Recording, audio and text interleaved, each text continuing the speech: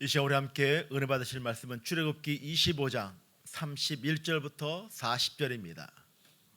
너는 순금으로 등잔대를 쳐 만들되 그 밑판과 줄기와 잔과 꽃받침과 꽃을 한 덩이로 연결하고 가지 6을 등잔대 곁에 나오게 하되 다른 3가지는 이쪽으로 나오고 다른 3가지는 저쪽으로 나오게 하며 이쪽 가지에 살구꽃 형상의 잔셋과 꽃받침과 꽃이 있게 하고 저쪽 가지에도 살구꽃 형상의 잔셋과 꽃받침과 꽃이 있게 하여 등잔대에서 나온 가지 6을 갖게 할지며 등잔대 줄기에는 살구꽃 형상의 잔넷과 꽃받침과 꽃이 있게 하고 등잔대에서 나온 가지 6을 위하여 꽃받침이 있게 하되 2가지 아래에 한 꽃받침이 있어 줄기와 연결하며 또 2가지 아래에 한 꽃받침이 있어 줄기와 연결하며 또 2가지 아래에 한 꽃받침이 있어 줄기와 연결하게 하고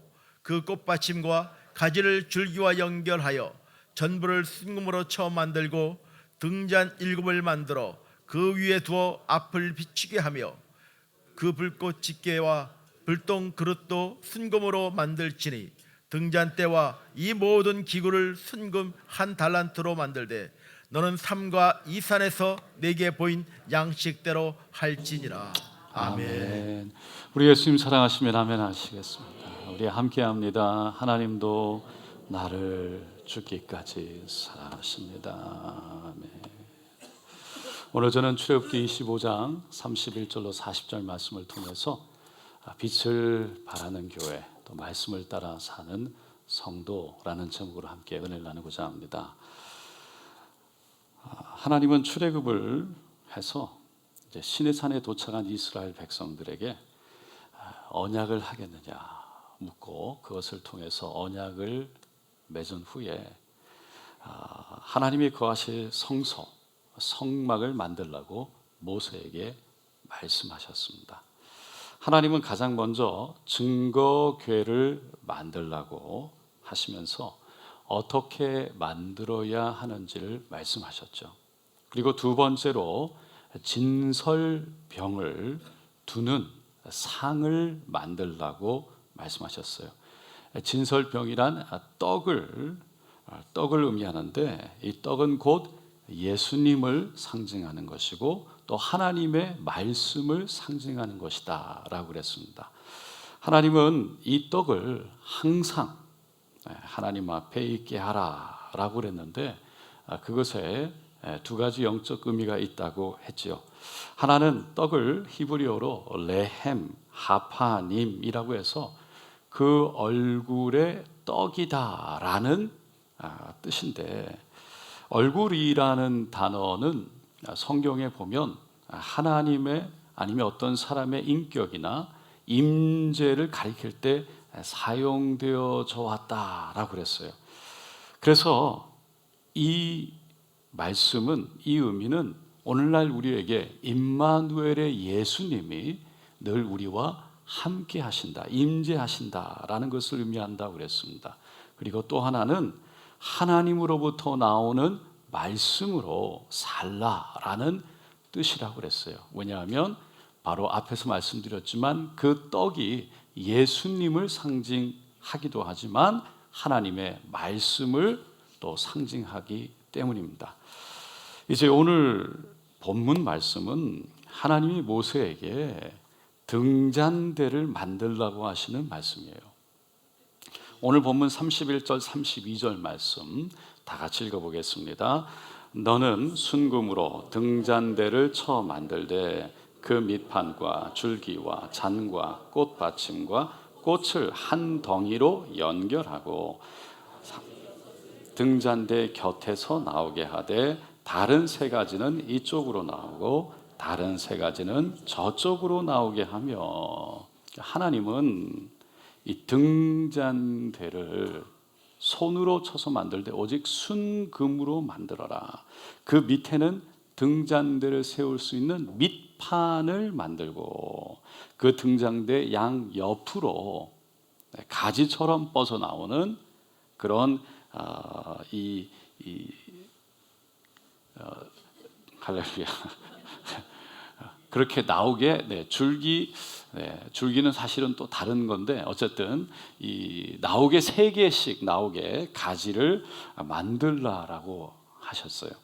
그러니까 총 7개의 그래서 불을 밝히는 등대가 만들어지는 겁니다. 33절, 34절 말씀 다 같이 읽습니다.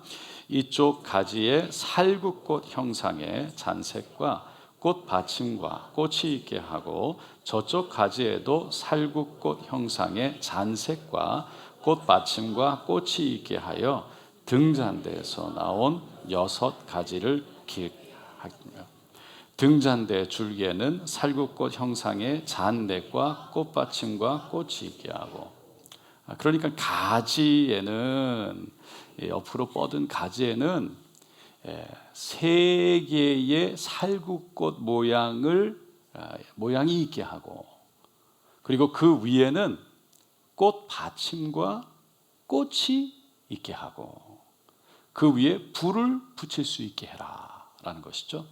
똑같은 모양으로 다른 쪽에도 똑같이 만들어라. 그리고 가운데 줄기에는 살구꽃 모양을 4개를 만들어라. 그리고 그 위에도 똑같이 꽃 받침과 또 꽃이 있게 하라 라는 것이었죠. 여기서 우리가 질문하게 되는 건 왜 하나님은 살구꽃 모양으로 그 등잔대의 줄기와 가지들에게 모양을 3개씩 그리고 4개씩 4개 하셨느냐라는 거죠.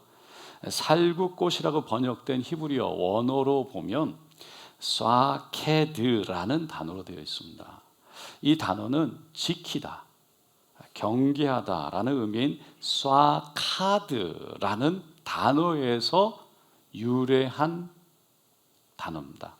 그러니까 그 당시 사람들이요 살구꽃, 쏴케드라는 단어를 듣게 되면 이 쏴카드라는 지키다, 경계하다라는 말씀을 떠올리게 되는 거죠.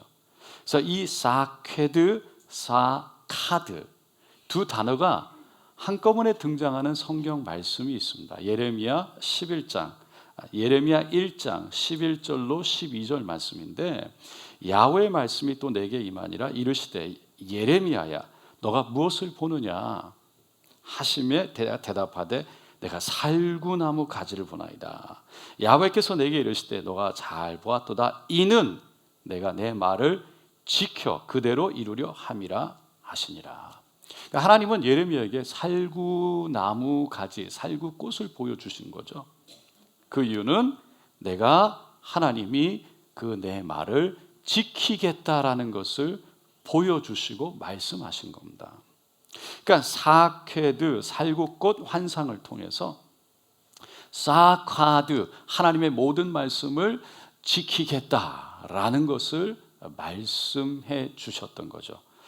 마찬가지로 하나님이 이 등잔대를 통해서 이스라엘 백성들에게 하고 싶었던 말씀은 하나님은 반드시 약속의 말씀을 약속으로 지키겠다라는 겁니다. 그리고 이스라엘 백성들도 하나님과 했던 언약대로 하나님의 말씀을 지켜야 한다라는 것을 의미하는 것이죠.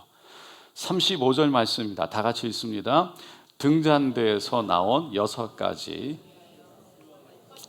있게 하되 2가지 한 꽃받침이 있어 줄기와 연결하며 또 2가지 아래에 한 꽃받침이 있어 줄기와 연결하며 또 2가지 아래에 한 꽃받침이 있어 줄기와 연결하고 그러니까 줄기 양옆으로 가지가 3개씩 올라가지요. 그 줄기와 가지를 연결하는 것을 꽃받침. 그래서 꽃받침을 1, 2, 3개 있게 해라라는 겁니다. 그러면서 36절, 우리 37절 말씀인데요. 다 같이 읽습니다. 그 꽃받침과 가지를 줄기와 연결하여 전부를 순금으로 쳐 만들고 등잔 7을 만들어 그 위에 두어 앞을 비추게 하며. 등잔이라는 건 그 위에 기름을 담고 불을 붙여서 환하게 비추는 그릇이죠. 하나님은 이 모든 것을 순금으로 만들어라, 그리고 직접 손으로 쳐서 만들어라 라고 말씀하십니다. 그러니까 금이라는 것은 변하지 않는 물질로 잘 알려져 있죠. 그래서 진짜 금이냐 아니냐는 이게 오랜 시간이 지났는데 색깔이 변했느냐 아니냐를 통해서 알 수 있습니다. 그러니까 변하지 않는 금이라는 건 변하지 아니하시는 영원하신 하나님, 그리고 그 예수님의 그리스도의 신성, 하나님 되심을 상징하는 겁니다. 이는 그리스도의 몸인 교회도 오직 순수한 그리스도로 만들어져서 영원해야 한다, 그래야 영원할 수 있다라는 의미를 담고 있어요. 하나님의 교회인데 그러면 영원하지 않을 수 있습니까? 하나님의 교회인데 교회가 영원하지 않을 수 있습니까? 그렇게 질문하고 싶은 분이 계실지도 모르겠습니다. 여러분 기억하시겠지만 하나님이 성막을 만들 때 이스라엘 백성들에게 그들이 헌금하고 그들이 예물을, 그들의 모든 물건들을 다 준비해서 가져와서 직접 그들의 손으로 만들라고 하셨어요. 지금 등잔대도 똑같이 금을 쳐서 그들의 손으로 만들라고 하셨어요.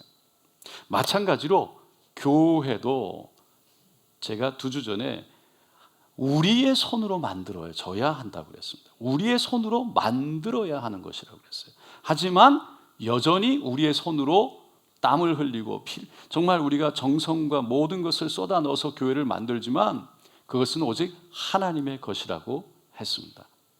그러니까 이 교회가 그리스도를 머리를 두고 그리스도의 몸으로 둔 교회라면 오직 그리스도로 충만하고 그리스도로 순수한 그리스도로 세워져야 결국은 교회가 온전해진다는 것이죠. 그렇지 못하면 교회가 아무리 하나님의 교회라고 할지라도, 그러니까 이 땅의 교회에 아무리 하나님의 교회라 할지라도 그리스도로 채워지지 않으면, 그리스도로 충만하지 않으면, 온전한 순수한 그리스도로 채워지지 않으면 이 교회는 영원할 수가 없는 겁니다. 조금만 인간의 생각, 인간의 욕심이 들어가면 교회는 흔들리기 시작하죠. 조금만 그리스도의 형상이 흐려지기 시작해도 교회는 무너지기 시작합니다. 그래서 하나님의 교회를 세운다라는 것은 건물을 멋지게 세우는 데 있는 것이 아닙니다. 그런다고 하나님의 교회가 세워지는 거 아닙니다. 많은 사람들이 온다고 해서 하나님의 교회가 세워지는 것도 아닙니다. 교회에 성도들의 몸된 교회에, 교회 안에 오직 그리스도로 순수하게, 오직 그리스도로만 순수하게 채워질 때 교회가 하나님의 교회로 온전하게 세워지는 줄로 믿습니다. 그리고 등잔대를 쳐서 만들라 라는 의미 속에는 바로 예수를 의미하기 때문에 예수가, 그리스도가 채찍에 맞아서 또 망치와 못으로 몸에 그런 고통 가운데 십자가에 달리셨던 것처럼 온전한 교회가 되기 위해서는 결국 연단과 고난을 통해서 이루어지게 된다. 우리가 온전히 그리스도의 몸으로, 교회로 우리 자신이 세워지는 것도 결국은 고난과 연단을 통해서 이루어지게 된다는 것을 의미하는 것입니다. 이것을 우리가 알 수 있는 것, 이 말씀이 사실이라는 것을 초대교회를 보면 알죠. 그렇게 핍박과 고난이 있었지만 그러면 그럴수록 초대교회는 그리스도의 빛이 더 강하게 비쳤죠. 성도들의 믿음은 더 강해졌고 그것을 통해 복음이 더 강하게 선포되어졌죠. 그러면서 결국은 그 강력했던 로마를 뒤흔들어 놓았습니다. 복음으로 덮었습니다. 하지만 세상의 핍박이 사라지면서 교회는요 점점점 힘을 잃어갔어요. 유럽의 나라들이요 공식적으로 기독교를 인정하고 그 나라들이 기독교 국가가 되어지면서부터 왕에서 모든 평민에 이르기까지 주일이 되면 교회를 가는 것이 자연스러워졌죠. 그러면서 그리스도의 순수함이 교회 안에서 사라지기 시작했습니다.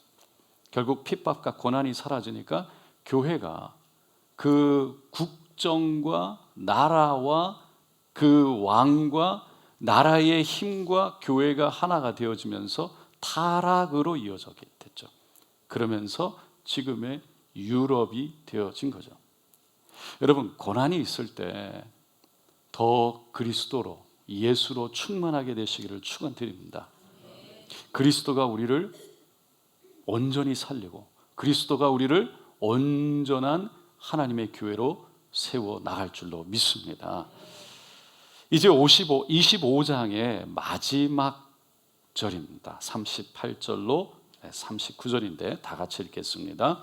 그 불집게와 불똥 그릇도 순금으로 만들지니 등잔대와 이 모든 기구를 순금 한 달란트로 만들되 너는 삶과 이 산에서 내게 보인 양식대로 할지니라.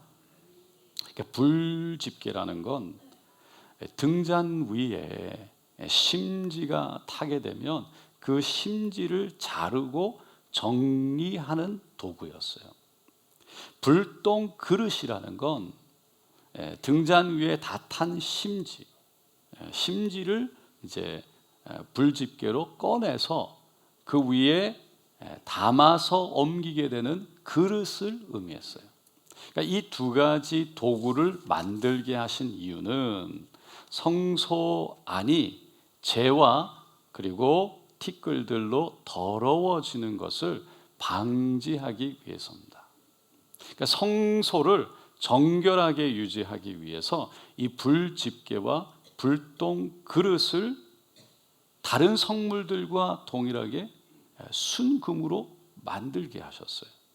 순금으로 만들게 하셨다라는 데에는요, 그만큼 이것이 어떻게 보면 작은 일에 그냥 그 심지를 거기에 불똥들을, 그러니까 불똥이 그 녹아서 내리는 그런 것들을 정리해서 담아서 그냥 버리는, 어떻게 보면 쓸모없게 별로 큰 일이 하지 않은 그러한 일인 것, 쓰여지는 도구 같지만 똑같이 귀하다는 것을 말씀하고 있는 것입니다.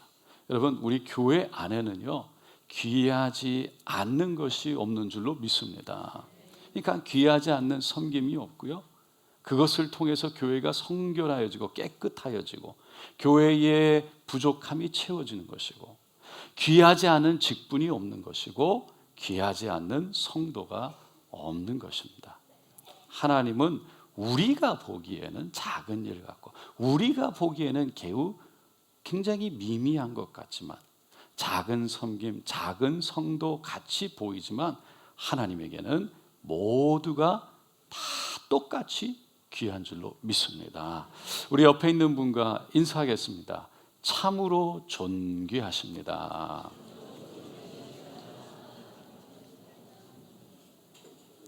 이제 우리가 살펴본 등잔대는요, 그 성소 안에 유일한 빛, 유일한 조명이었습니다. 조금 전에 읽은 말씀에서 하나님은 등잔대와 불집게와 불똥 그릇을 순금 한 달란트로 만들라고 그러셨어요. 이 한 달란트라는 건 무게로 33kg에 해당합니다. 33g이 아닙니다. 33kg입니다. 엄청난 거죠. 그러니까 이 무게만큼의,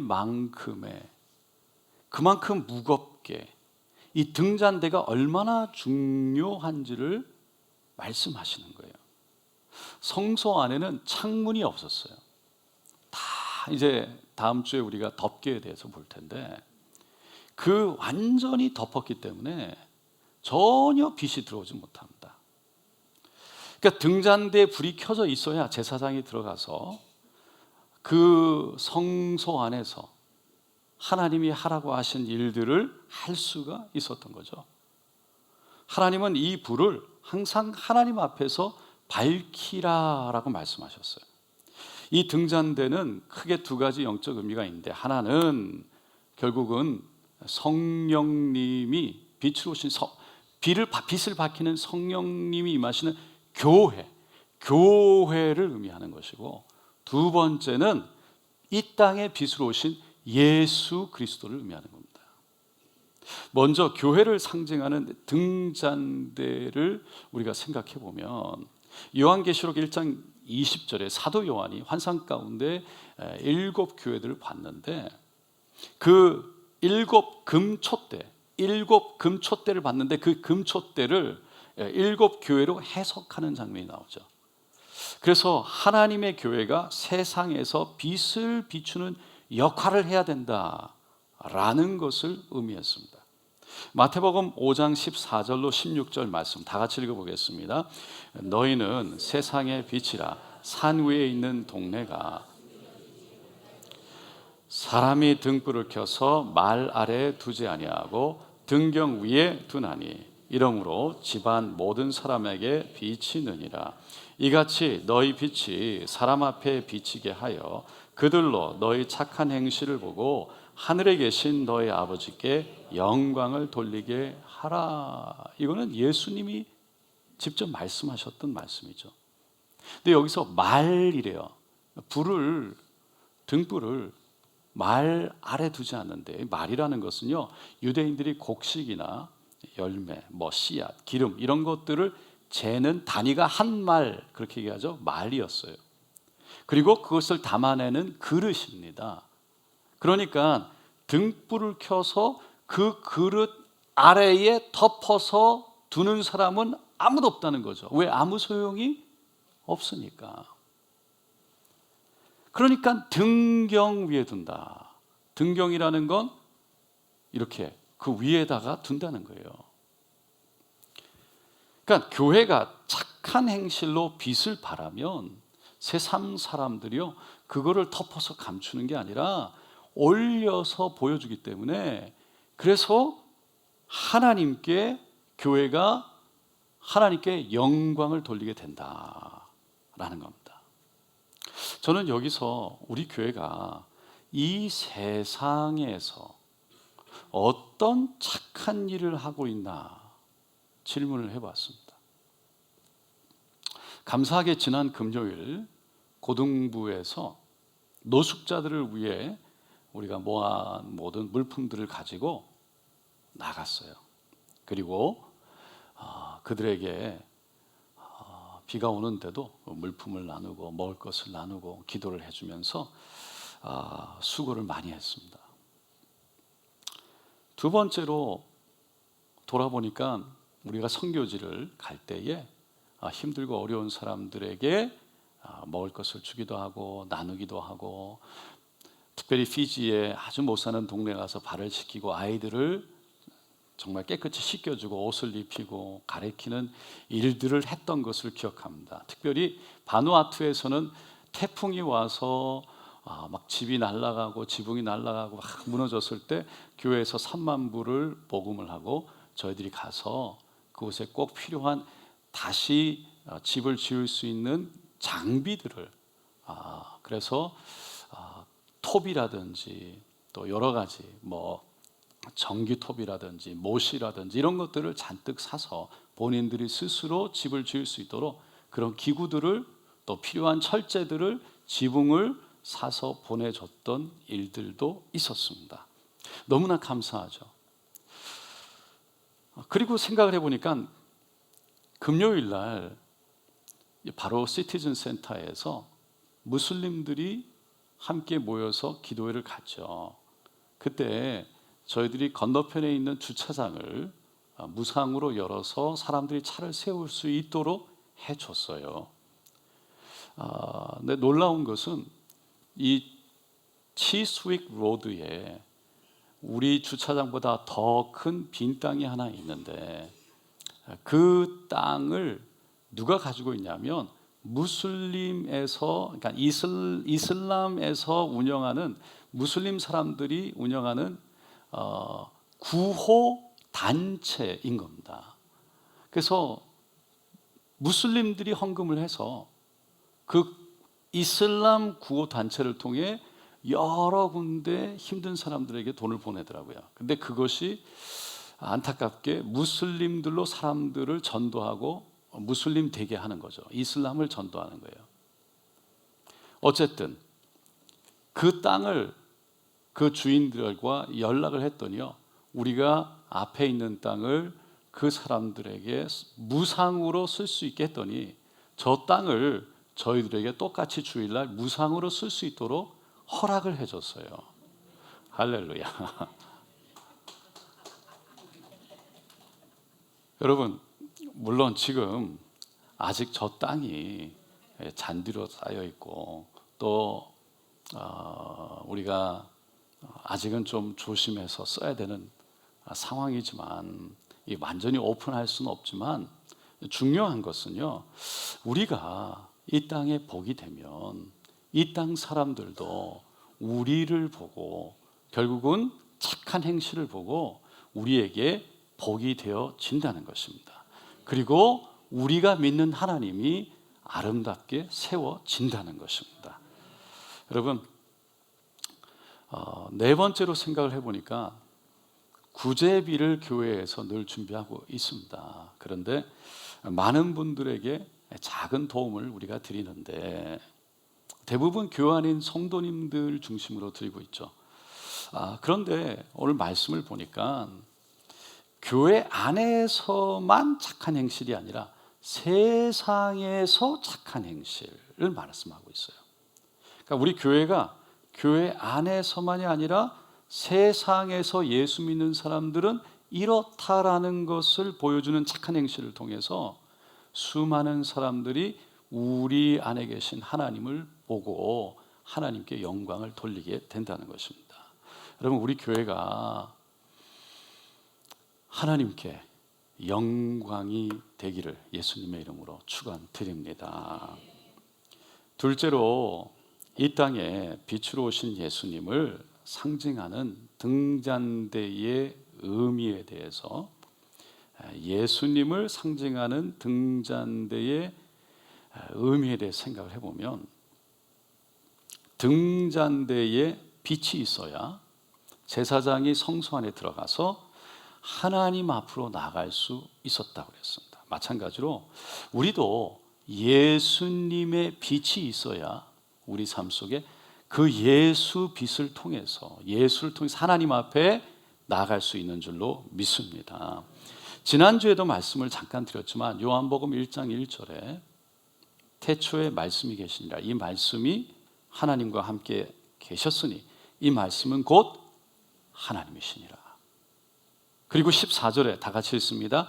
말씀이 육신이 되어 우리 가운데 거하심에 우리가 그의 영광을 보니 아버지의 독생자의 영광이요 은혜와 진리가 충만하더라. 그러니까 예수의 빛이라는 거는요, 결국은 말씀이에요.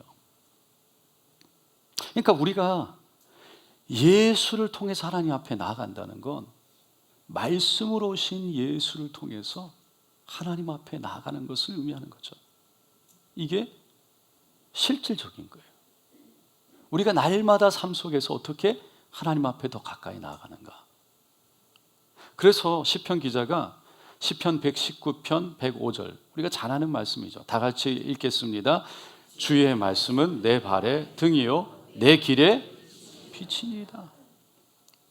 말씀이 내 발의 등이래요. 등이 없으면 내 발이 어디로 가는지 볼 수가 없죠. 내 길을 내가 어디로 가는지 빛이 없으면 볼 수가 없어요. 우리가 무엇으로 예수님의 인도를 받고 하나님 앞에 가까이 나갈 수 있을까요? 말씀인 거예요. 물론 기도를 통해서 성령님의 인도를 받고 하나님께 나아갈 수 있죠. 그런데 말씀을 말씀되게 하고 그 말씀이 나에게 어떤 의미인지를 조명하여 보여주는 역할을 하는 것이 성령님이에요. 그래서 성령님 앞에 기도하면서 그래서 성령님의 음성만 듣고 가겠다. 여러분, 그렇게 되면 잘못하면 내가 느끼는 대로, 내가 원하는 대로, 내가 생각하는 대로 그냥 내가 듣고 싶은 대로 듣고 가기가 매우 쉽습니다. 왜냐하면 성령님은 완전하신 분이시지만 우리는 죄성으로 인해서 얼룩지고 부족한 사람들이기 때문이죠. 온전하지 않기 때문이에요. 그래서 하나님이 아무리 완전하게 말씀하셔도 부족한, 온전하지 못한 우리들은 하나님의 음성을 온전히 듣지 못할 수도 있고 온전히 그분의 뜻을 발견하지 못하고 이해하지 못할 수도 있는 거죠. 그래서 늘 온전한 하나님의 말씀을 조명, 성령의 조명으로 인해서 우리가 그 말씀을 따라 살아갈 때 우리의 신앙이 건전하고 그리고 가장 안전할 수 있는 것입니다. 저는 그래서 성령의 기도하는 역사가 잘못된 것이 아니라 반드시 성령의 역사, 조명을 통해서 말씀이 깨달아질 때 하나님께로 나아갈 수 있는 길이 열린다는 거예요. 여러분, 우리가 말씀을 통해서 하나님께 더 가까이 나아가야 하는데, 그래서 하나님께 더 나아갈 수 있도록 인도함을 받아야 하는데, 여러분, 우리는 왜 말씀을 가까이 하지 않을까요? 왜 가까이 하는 것을 어려워할까요? 말씀을 펴는 것이 어렵고 그 말씀을 묵상하고 그 말씀 앞에 내 자신을 비추면서 내 죄를 발견하고 그 죄를 돌이키고 그래서 하나님 앞에 더 가까이 나아가는, 다시 말해서 거룩하신 하나님 앞에 나아가는 일을 왜 별로 하고 싶지 않을까요? 지난주 목요일 날 큐티인 묵상을 하기 위해서 제 전화기에 큐티인 묵상 앱이 있으니까 앱을 눌러서 열렸습니다. 근데 한 번 더 눌러야 말씀이 이제 나오는 겁니다. 한 번 더 눌러야 되는데 이게 누르기가 싫은 거예요. 그래서 쭉 올려놓고 뉴스를 누르고 유튜브를 누르고 그리고 제가 그거 보고 있는 거예요. 그 제 자신을 보면서 내가 왜 이러지? 왜 큐티 말씀을 읽고 묵상하는 것을 힘들어하지?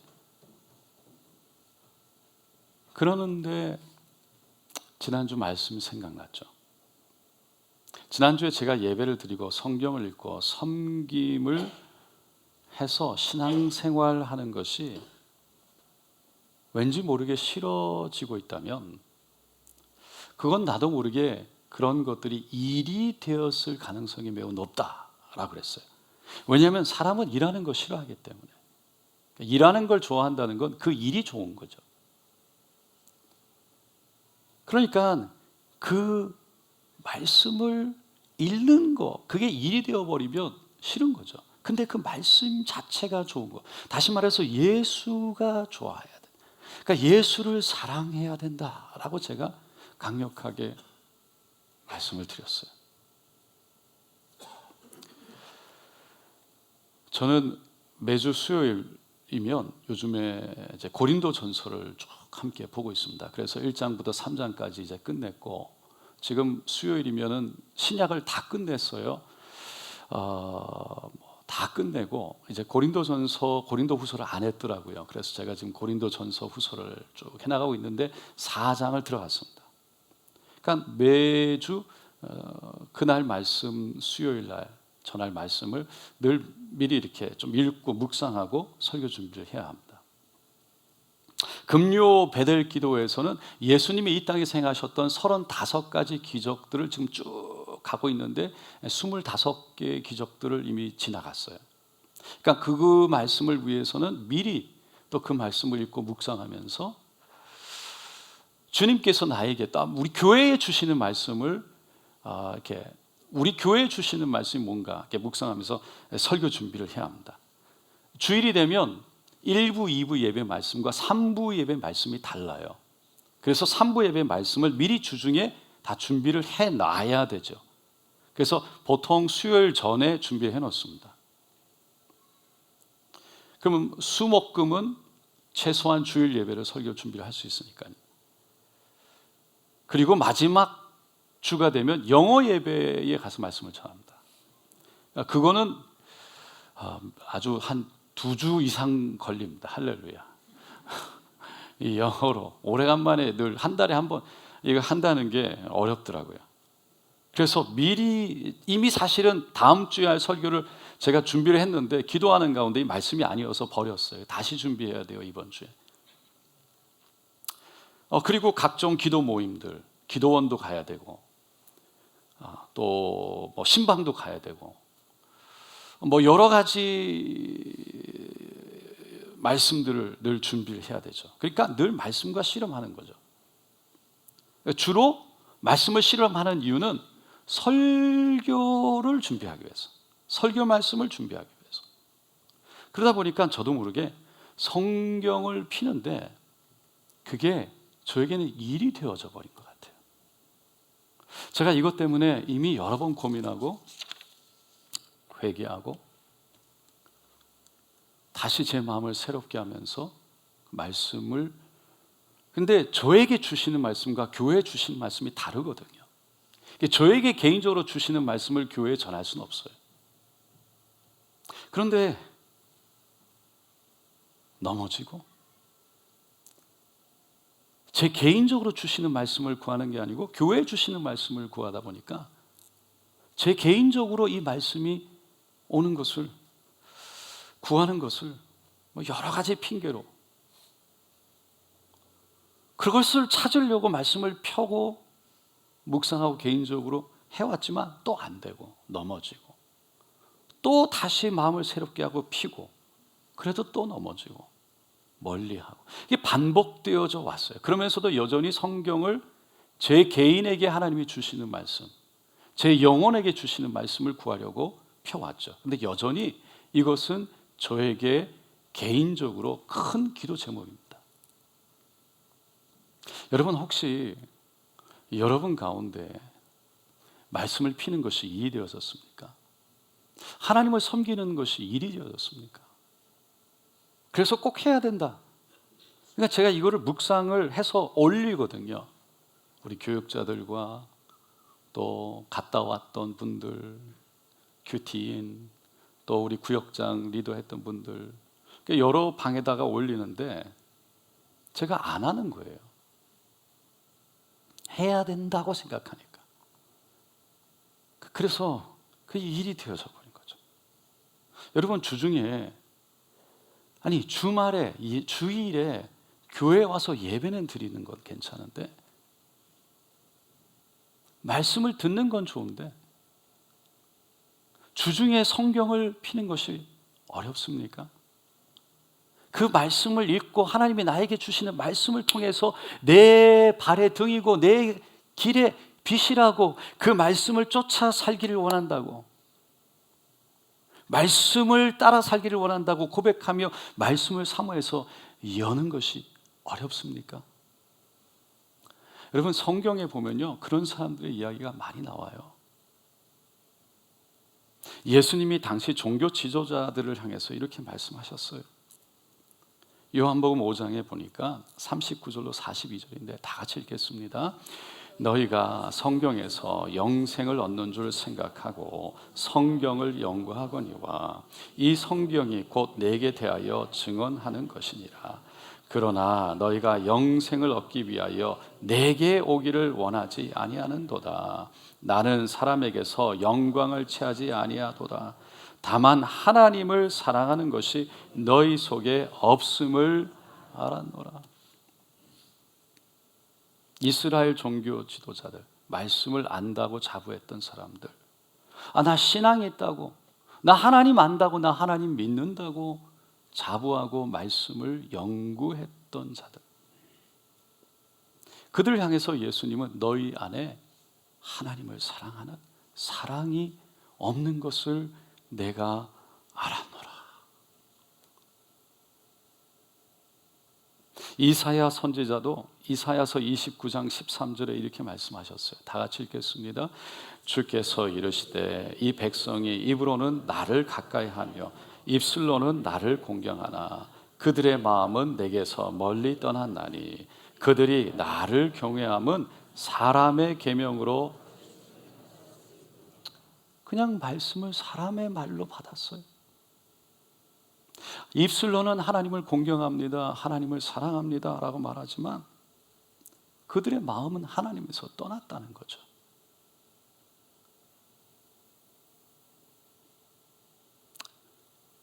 예전에 은혜를 받고 하나님 말씀을 사모하고 그렇게 하나님을 사랑해서 예배를 사모하고 나왔는데 어느 순간 그것이 일이 되어져 버린 사람들에게 주시는 말씀입니다.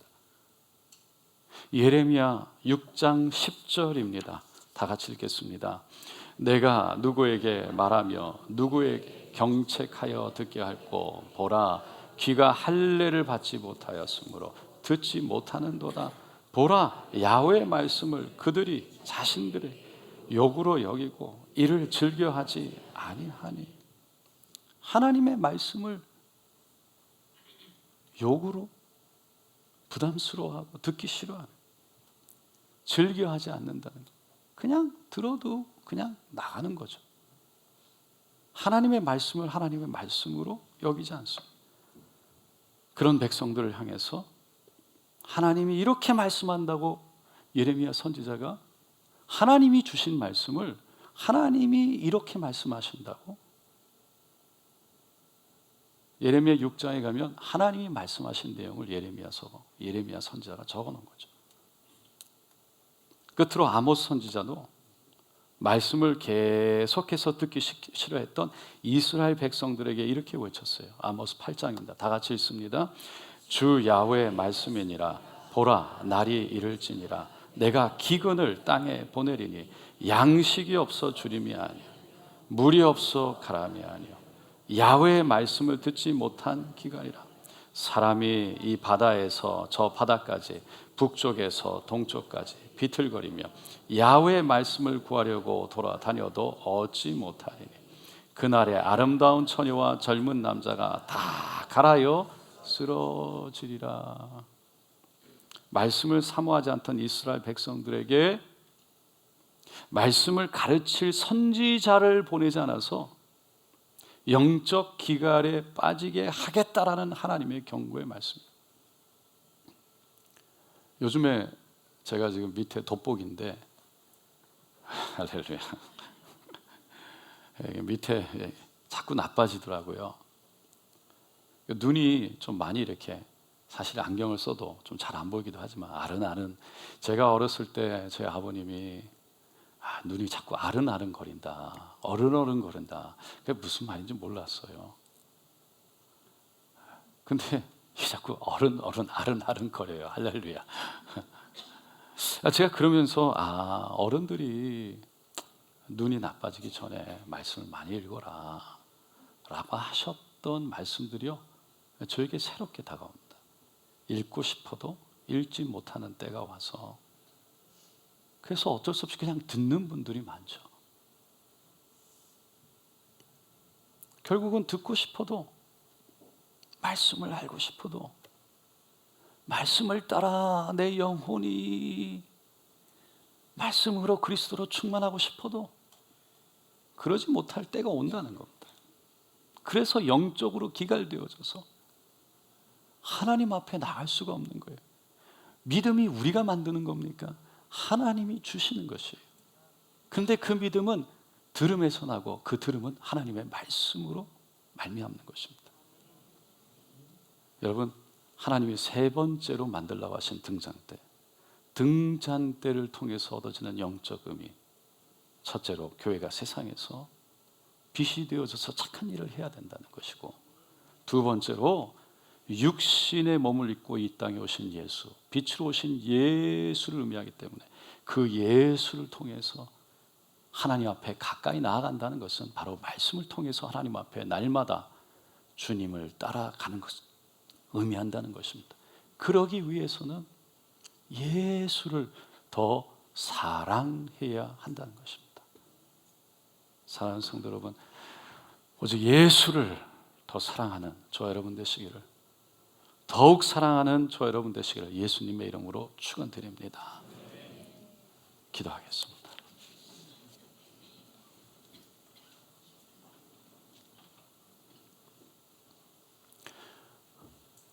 혹시 우리가 영적 기갈, 영적 고갈에 있지 않습니까? 내 안에 성령의 충만함이 없어서 찬양을 해도 기쁨이 없고 기도를 해도 감사가 없고 말씀을 사모하지 않으니까 말씀이 내 발의 등이고 내 길의 빛이 되는 것을 머리로는 아는데 그 말씀 하는데 그 말씀이 사모되어지지 않는, 그러니 예수를 통해서만 오직 하나님께 나아갈 수 있는데 내가 예수 믿는다고 고백하고 나 구원받았다. 영적 고갈이고 영적 기갈이죠. 그러면 된다. 성장과 성숙이 없으니까 여러분 간당간당한 거예요. 문제가 일어나고 어려움이 있고 시험이 있고 아픔이 있을 때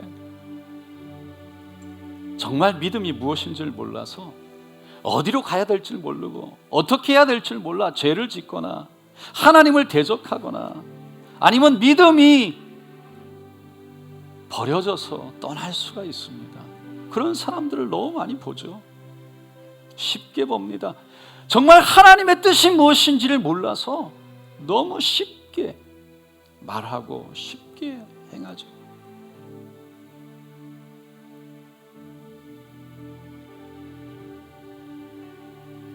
우리 안에 주님을 향한 사랑이 있는가? 너무 회개가 되는 겁니다.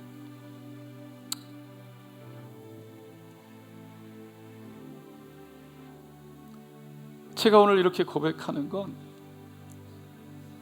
정말 예수를 더 사랑하고 싶다는 제 마음에서예요. 그래서 제가 어저께 밤에 늦게 큐티 책을 폈습니다. 그리고 간단하게 또다시 그 말씀 속에 오늘 전했던 말씀을 발견하고 똑같은 말씀을 발견하고 간단하게 주님 사랑합니다. 더 사랑하기를 원합니다. 라고 올렸어요. 그리고 주님 앞에 무릎을 꿇었습니다. 여러분, 오늘 이 시간 마음에 무릎을 꿇고 우리가 진실되게, 여전히 우리는 사람이기 때문에 넘어지고 넘어지지만 정말 진실되게 주님을 사모하고 말씀을 사모하는 것이 없다면 우리의 삶은, 그런 회개가 없다면 변하지 않을 것입니다. 오늘 이 시간 말씀을 생각하면서 우리 주여 간절히 세워 부르짖고 기도하겠습니다. 주여 주여 주여. 할렐루야 할렐루야 할렐루야. 주님 꼭 해야 되는 것이 아니라 주님을 사모해서 먼저 예수가 보이게 하시고 먼저 무릎 꿇게 하시고 예수를 보게 하소서. 예수를 보게 하소서. 예수를 보게 하소서. 주여 예수를 보게 하소서. 예수를 보게 하소서. 할렐루야 할렐루야 할렐루야 할렐루야. 주여 예수를 보게 하소서. 예수를 사모하게 하소서. 예수를 사랑하게 하소서. 할렐루야 할렐루야 할렐루야 할렐루야 할렐루야. 주님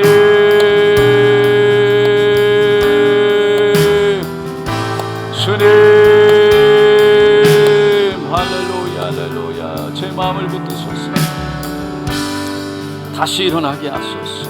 또 넘어져도 또 일어나게 하시고 다시 주님 앞에 무릎 꿇게 하시고 진정으로 하나님을 사모하고 사랑하는 마음, 주여 말씀을 통해 내 발의 등이요 내 길의 빛이 되시는 아버지여 말씀을 붙잡고 예수와 함께 하나님 앞에 나아가게 하소서. 더 주님을 사랑하게 하소서. 오 할렐루야 할렐루야 할렐루야 할렐루야. 주여 주여, 주여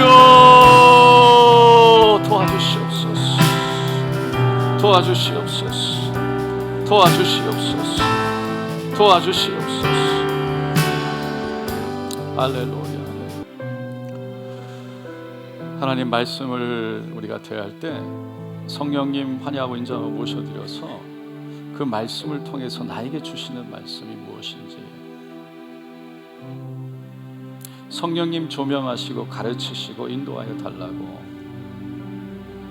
고백을 하고 기도를 하고 그 말씀을 통해 하나님 앞에 가까이 나아가는 것을 기대할 수 있는 그런 사모함이 우리 안에 있게 하여 주시옵소서. 그냥 해야 되기 때문에 그냥 해치우는 것이 아니라 그 주님과 함께하는 그 시간을 귀하게 여길 수 있는, 그래서 주님 사랑함이 우리 삶 속에 하나님 있을 수 있는 그런 은혜가 있게 하여 주시옵소서. 고백하시는 분 손을 가슴에 얹어 주시고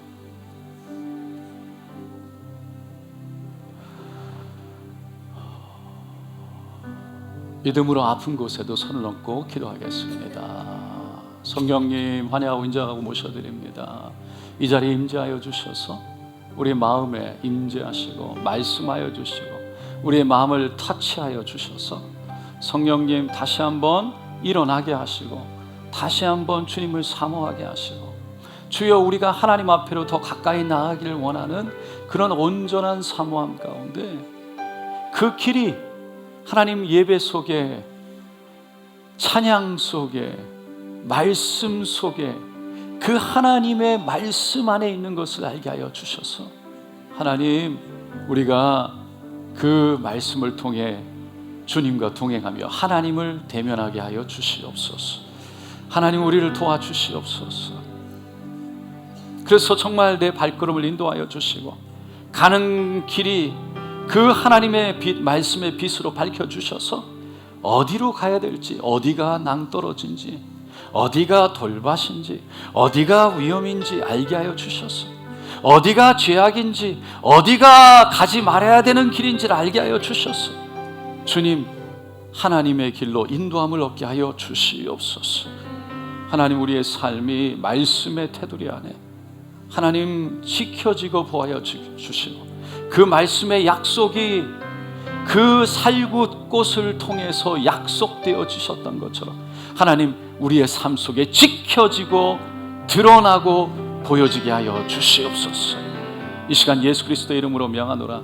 모든 우리의 말씀에 하나님을 향한, 아니 우리 마음에 하나님을 향한 사모함, 사랑을 빼앗아가는 것들아, 우리의 생각과 마음에, 우리의 눈에, 우리의 귀에 하나님을 향한 사랑을 빼앗아가고 세상을 보게 되고 그리고 더 세상을 그렇게 바라보게 하는 모든 사단의 거짓말들, 그리고 우리의 발걸음을 잘못된 길로, 알지 못하는 길로, 하나님 말씀에 대한 지식이 없어서 결국은 망하는 길로 가게 하는 모든 사단의 거짓말들은 묵길 받고 떠나 갈지어다. 예수 그리스도 이름으로 명하노라. 예수 그리스도 이름으로 명하노라. 모든 더럽 악한 것들아 떠나 갈지어다. 이 시간 모든 질병도 병마도 아픔도 고통도 좌절도 절망도 떠나 갈지어다. 모든 아픔이 사라질지어다. 예수의 볼로 바라보고 채웁니다. 강건할지어다. 주여 못 잡는 손 얹어 주시고 치료하여 주시옵소서. 주님 함께 하신 하나님 감사드리고 오늘도 역사하시고 치료하시고 주여 나타내신 분은 오직 성령님 한 분이시니 하나님 홀로 영광 받으시옵소서. 감사드리며 예수님의 이름으로 기도드리옵나이다. 아멘. 아멘.